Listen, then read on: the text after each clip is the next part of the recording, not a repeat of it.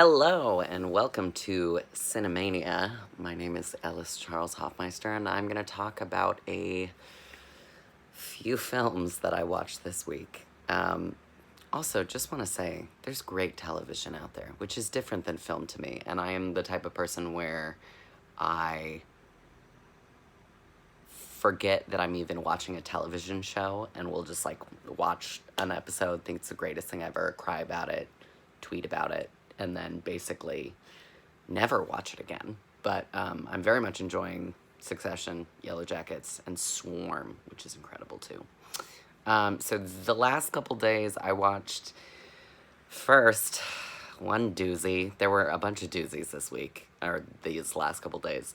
One of them was Oasis of the Zombies, Jess Franco's 1982 film, and I'm a big fan of Jess Franco's film Vampiros Lesbos, which I don't even know how to describe, except it's a adaptation of Dracula, I guess you could call it, that my high school cast of Dracula watched together, and it was baffling. So I found a copy of Oasis of the Zombies at the library, and it is stultifying. I don't know which word I'm going to use to describe it. It is painful, but I will not describe it as the most painful film I watched over the last couple days, which is going to be Cimarron, which I will talk about in a second.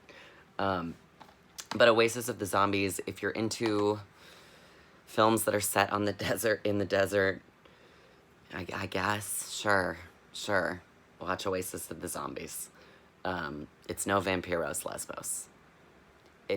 Although there is some of the funny, like, it's in French, but if you watch it in English, it's a little, the translation's a little different. We'll just put it that way. So it has some, it's one of those bad dubbing movies. Those are always fun. I love, like, bad dubbing Italian films. I am really haggard today. So then, of course, I watched, or forced my friends to watch, The Unseen, the 1980 Danny Steinman film with Barbara Bach of The Spy Who Loved Me and Caveman fame. Caveman. Can't recommend Caveman enough, and people will get mad at me if I do. But Caveman is a film unlike anything else, which is also The Unseen, which is why I forced my friends to put it on, and I described it as the first 60, 70 minutes are kind of, you're going, what? And then the last 20 are just what the fuck baffling.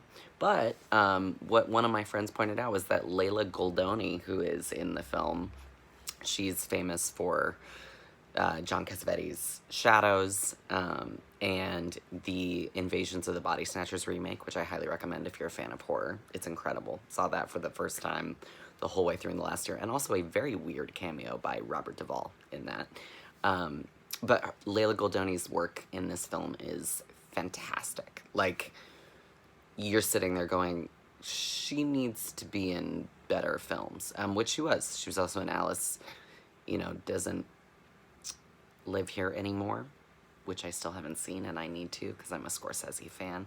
And I'm very excited for Killers of the Flower Moon, which also is about the Osage murders. And so Osage is kind of a topic of conversation because I watched Edna Ferber's 1931 Academy Award winner for Best Picture, Cimarron. God, it was tough to get through. I'm not gonna lie. It was a tough film to get through. It's one of the only Westerns to ever win an Oscar. It has some progressive themes for its time, and then it definitely has lots of stuff where you're going, oh boy, watching it now. But, that's how film is, and it's interesting to see a time capsule.